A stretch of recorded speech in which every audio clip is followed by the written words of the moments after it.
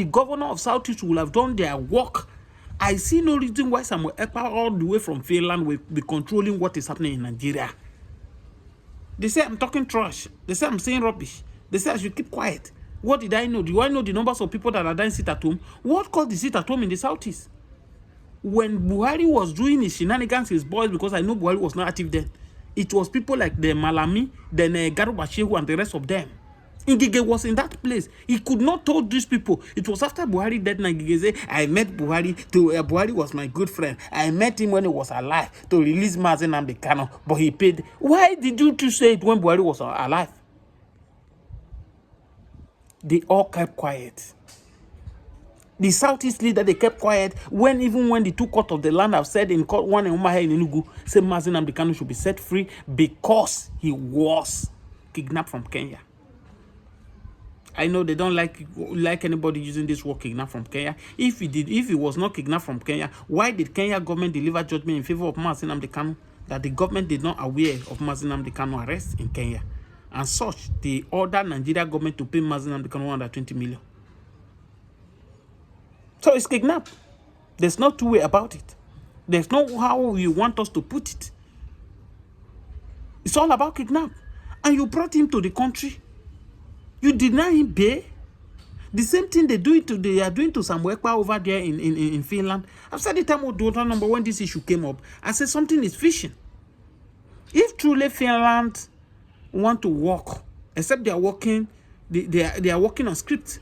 If truly the Finlands want to work according, Samuel Ekpa shouldn't have been picked in that manner. There should have been a thorough investigation. They should have invited Samuel Ekpa. Samuel Ekpa is a what is it called? He's a Finland citizen. If they invited him and Samuel Ekpa did not show up, they can now go. But they never invited him for questioning. They never asked him for you to see that it was a script that's been written for Finland president who came for UN, the whole meeting with the vice president of Nigeria, Kashim Shettima. They took pictures together. It's not up to a week. This thing start unfolding in Finland. And today, the same thing they are doing to Nnamdi Kanu was the same thing they are doing to him in Finland. Hold him, don't release him. Don't allow him to speak again. And you will be shocked that this is the same Finland who fought their democracy, who fought their independence from Russia.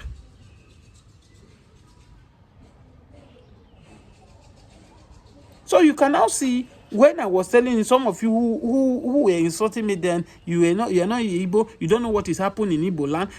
Samuel Ekpa is this, Samuel Ekpa is that. Since Samuel Ekpa is out of the way, this Nnamdi Kanu now, what stopped the Southeast leader? Ask yourself that question. If you are an Igbo man, you are telling me I don't have right to talk about Igbo issue. Ask your governors in the Southeast. Since these two men are out of the way, what stopped the Southeast governor, the 5 states, the governors to come together and form one security outfit? If truly they want to defend their region, if truly they want to protect their people, and just fought for one cause, just like what is happening here in Southwest here. But no, they won't do that. Everybody is chasing cloud. You can see the various governors in the different states now. All of them are running after Bola Ahmed Tinubu. Bola Ahmed Tinubu, this and that. Now the truth of the matter is that in all of these appointments so far, 2 is from Southeast. Ministers of Work and the Minister of Technology. Many of the appointments everywhere is from here. It's from the Southwest. He also repeating what Buhari did. How do you now call us one Nigeria? So if you sit on your comfort zone and you are calling one Nigeria, may one Nigeria never happen to you. Many people have been sent to early grave because of this one Nigeria.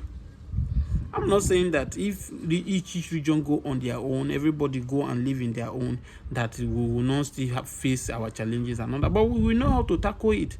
After the time without number, that we can still be one Nigeria, where we have Biafra nation in Nigeria, we have Ududu nation, we have Arewa nations, we have all these things in one Nigeria. We will live far better. That's as we are now. Look at it now. This one Nigeria now, how has it helped us? One Nigeria now that all the engineers, all the doctors, everybody now they are moved out of Nigeria. And that's why you see any small headache now, these politicians who have looted, have dried Nigeria resources, they move over to abroad because they feel that there's no capable hand in Nigeria here that can treat them. And funny enough, the same Nigerians, the same Nigeria where they are running to, you see the same Nigeria that will go and treat them in UK, in where they are running to. For you to know that these British people, they want Nigeria to fail by all means. They never want us to succeed. Why is it that all our presidents, both the one that rule in military and democracy, all of them now, they are running to UK for treatment? As we speak to you now, I think Yar'Adua died in London. Buhari now the same thing. Abdul Salam now is in London treating himself. Yakubu Gowon, who brought all this evil to us, who caused the Biafra war, he's also in London treating himself. Can't you see that these people intentionally destroy this country to build themselves? And that's why I keep saying it, that the only solution to Nigeria problem as it stands today is not whether Peter Obi become president of Nigeria. I will do one single tenor. It's not about whether this thing. It's not about that. The structure of the country is collapsed. It has collapsed. The structure of the country have collapsed. There is no anything anybody can do about it. The only thing anybody can do about this thing is to destroy this structure. Destroy these structures. Let's rebuild this structure again. That is the only solution. And when you can do it, you go by regional government or you divide this country, let everybody go on their own separate way. For me, this is no longer life we are living. The human life is not secured. A video that is trending on internet now, that is going viral now, where these kidnappers, they will now hold people ransom, they will be flogging them, doing videos, posting it online. And these are the same people who are expecting the foreigners to come and invest in Nigeria. We play too much in this country. So the investors that are coming, they will not make go-go. They will not check what is happening in Nigeria. And they forgot that all this video will be pumping up, how they are harassing Nigerians and cooking number are requesting for money, buying them. These investors, they are not on Twitter. These investors, they are not on social media platforms to know what is happening. Oh, Peter Obi is discrediting Nigeria.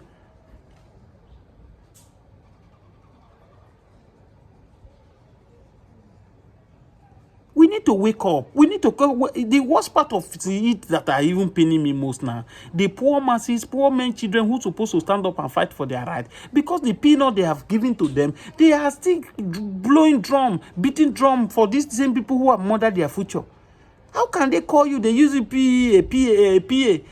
personal assistant that you will not even have time to see the governors, or personal assistant to the president or to senator, to whoever. They are paying you maybe 200,000 every month, 300,000 every month. They use it to silence your mouth. For you, you cannot talk.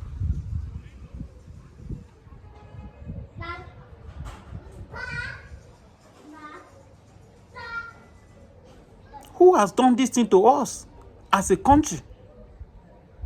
We need to wake up and do the needful. When you say, oh, we don't talk about the Nnamdi Kanu Operation Python dance, what happened in Oyo State? In Sunday Igboho case too. Sunday Igboho case, what happened? After people forgotten that Sunday Igboho to escape for his dear life. When Buhari men went there to go and end his life, what has the young man did? By saying the Fulani men has to leave Oyo State because Fulani men were terrorizing Oyo State as of then. A popular man who came from America to come and invested in Oyo State, they destroy his farm, and the man talk and they kill the man. And that's what prompted Sunday Igboho to stood. That not when I am alive, I will stand up and defend my people. Even the governor of Oyo State could not make any attempt then. They were all afraid of Buhari because if they talk, their location will be seized. What is his offense up to now? But Fulani men under Buhari regime, they are moving from one region to another, buying people. The worst part scenario is that when they arrest them, before you hear Jack, they will release them. Before you hear Jack, they will release them. And after the time without number, trace when these Fulani men came into the country that are causing this mayhem now. We were with Fulani before in Nigeria. We are not hearing all these things. Fulani only move with their cattle to control their cows and all that. The moment in 2015 where Buhari declared do or die that he must become president of Nigeria, it was when they invited all these Fulani men into Nigeria. They invited them for a mission, and after the election, they could not go back. And they spread all over the southwest, south here. All the bushes. Because they are used to bush life. Fulani men does not rent out. All they do is to move with their cows. Occupy all the whole bushes. And today you can see what they have turned Nigeria to. Food is very expensive. People cannot buy food now. It's as a result that in villages now, people cannot go to their farm because they are afraid of kidnapping. If they go to farm, they will kidnap them or they buy them. The little food we have available now is very expensive for Nigerians.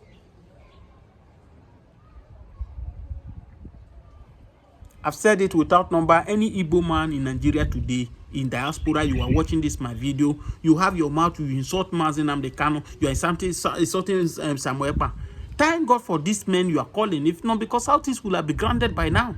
Southeast is even the major target. Because they know that it is very easy to conquer the rest of the part of the country. But Southeast, right from time, they prove stubbornness. You see under the colonial masters, where these foreigners came, you see what the Southeast did. The riot that the Igbo women took is in 1992. I mean 1982 or 1952, thereabout. I'm not sure of the date. They frustrated these people out of the South. When these people came, when Igbo came into Nigeria, the first place was the Southeast in Calabar. But because the Southeast people, because of this, they don't allow intimidation. You cannot come and desecrate their law, their culture and all that. They change it for these people, and these people feel that they are not safe. They move to the north. And when they got to the north, they feel that the north is easy to manipulate than the Southeast. The truth, why it's not far from, because in the north, once their leader has speak, the rest will obey. But in the Southeast, the leader does not have a say. A leader can make a statement and the rest people will do their own. So it will be it's very difficult for them to be able to bend the Southeast people. And that's why they decided to move to the north. The north was easy for them to manipulate, to use, to bend for them to achieve their vision. And when it is time for them to leave the country, they felt that the north, the Fulani people are the best people to leave the country to, because they can still be far away from Nigeria and still be controlling Nigeria. And that's what you see today. They feel that they are born with power, they are born to rule. If you see the calculation El-Rufai is doing now, he's supporting Peter Obi right now, you know that there's agreement.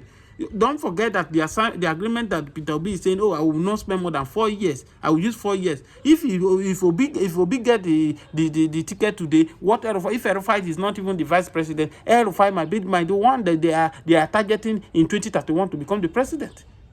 So this Nigeria politician is all about their own. Everybody is fighting for. This is the same El-Rufai who fought for Bola Ahmed Tinubu, for crying out loud.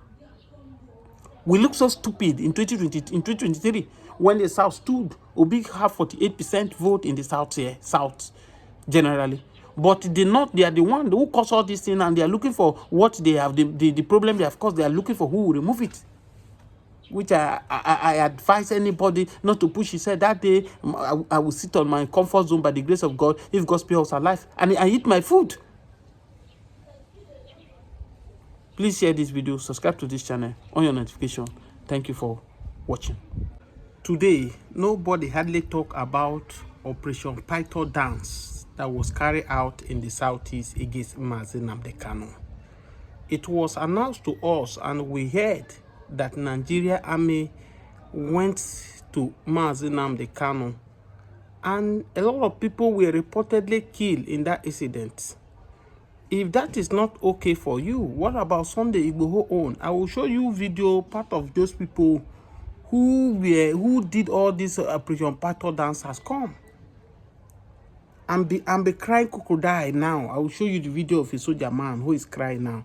You know, sometimes when we don't pity all those policemen, Nigeria police, Nigeria soldiers, if they are reaping for what they are sold, the same people that the masses are crying for, oh, these people have been subchanged, the security agents are supposed to live in a better life, here they have turned them to era boys. You understand? If you see what is happening in Nigeria today, whereby, most especially if you find yourself in Lagos, Nigeria soldiers, you see them anywhere. The worst part of it, that they are even in park trying to collect money for Agbero and all that. Which will say that we can do better than this. The highest security officer in the land, Nigeria soldier, cannot be reduced to this.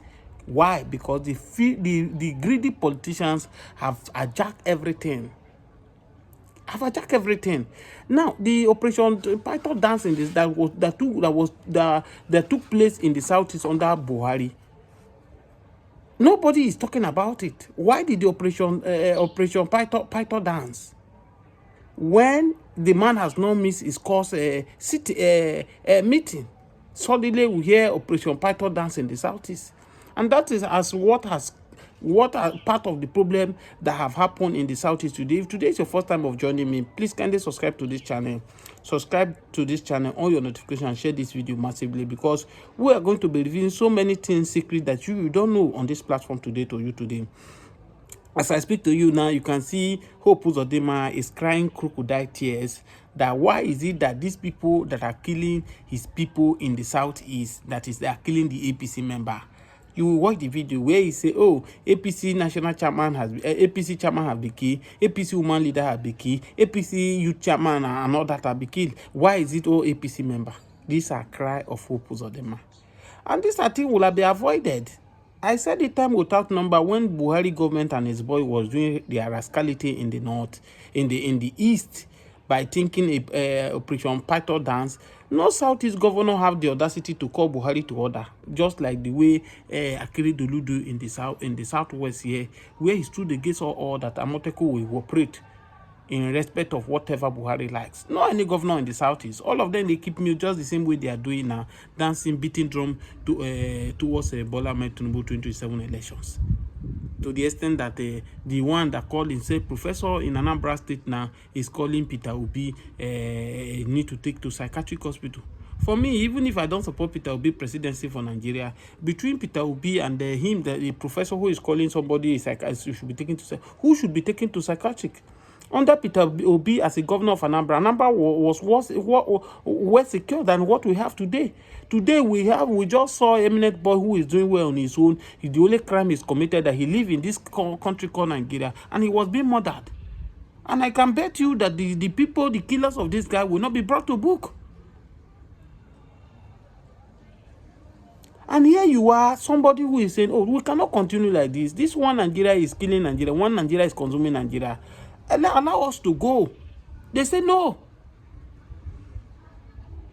Because of these few greedy politicians in the southeast, because they feel that they will be in that place together forever, they are supporting evil. I don't know what makes them to think that if Igbos are on their own, they will do far better than as they are doing today. Igbo have been marginalized in Nigeria. Igbo have been subtracted. Igbo have been deleted out of Nigeria. Yes, of course. Is it not high time for Nnamdi Kanu to be released? What are they waiting for? What is the judgment about? What is all about this evidence about Nnamdi Kanu? Since 2015, it's the same APC government hold this man up to how many years now? No substandard evidence to nail him, to hold him. The only evidence they will have to nail Nnamdi Kanu, which by now maybe they will have finished the judgment. They will have told him that, "Oh, you lie against Buhari, that Buhari is dead. Come and prove it." But they shy away from it. Why did they run away from it? Why? I thought they will sue Nnamdi Kanu. Why did you lie against the city president? I have said it on this channel that there is no smoke without fire. But in this case, there is smoke. They say we are seeing smoke. They say there's no fire. How long does it take Garba Shehu to come on here and told Nigerians that he lied to Nigeria? Him and his gang, they lied to Nigeria that Rat chased the Buhari out of Azurok. Rat never chased him out of Azurok in 2017. They lied to Nigeria. So if he can come and tell all this small lie, what of the bigger one? They refuse to talk. You mean since 2017 up to this 2025, it is now Garba Shehu who is telling Nigerians that they lied to Nigeria that it was Rat that chased Buhari out of Azurok. Only this alone, is it not enough for the Southeast leader who are calling for one Nigeria now, for them to sit up and do the needful? I've said it, anybody who calls for separation of Nigeria is not calling for war. I've told you people, the British who are calling one Nigeria or nothing, the same British and a 4 country make you United Kingdom. They are doing well.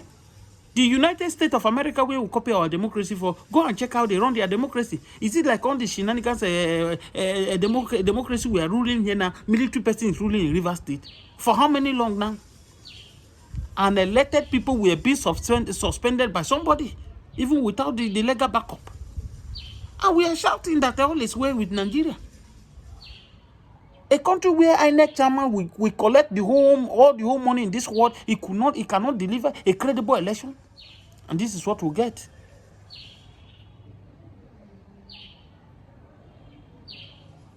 After many of you who know my thought, most of you say, oh, you are chasing cloud. Some of you who will come on this channel, stop talking about Igbo. If you go to your region, talk about your region. It's none of your business. I choose what to say. You don't buy data for me, and I don't need your permission to talk over whatever I want to talk. When I was saying it, when it was obvious, they were shouting both the Senate President of Nigeria, what is his name, Senator Akpabio, the Abaribe of this world, the governors of the Southeast, Soludo, Hope, Uzodema, the rest of them. They say Samuel Ekpa is the one that is causing insecurity in the Southeast. Samuel Ekpa this, Samuel Ekpa. I told them that they have failed their primary responsibility. If